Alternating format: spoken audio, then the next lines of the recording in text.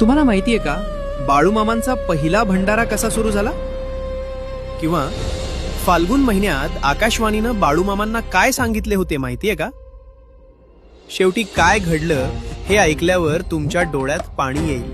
फाल्गुनातील त्या दिवशी काहीतरी असं घडलं ज्यामुळे आजही लाखो लोक आदमापूरच्या भंडारा उत्सवास येतात.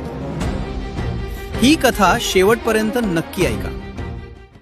मामा बकरी चारत असताना ऐन दुपारी 12 वाजता आकाशवाणी झाली.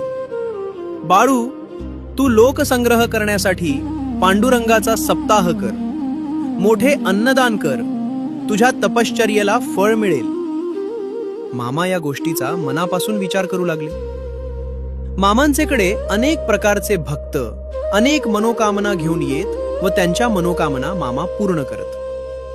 मामा कधी कुणाला देवऋषीप्रमाणे खास काही अंगात येऊन किंवा अन्य प्रकारचा देखावा करून सांगत नसत. त्यांची सहजावस्था असे. समोर आलेल्या माणसाच्या जीवनाची संपूर्ण ओळख मामाजवळ तयार असे.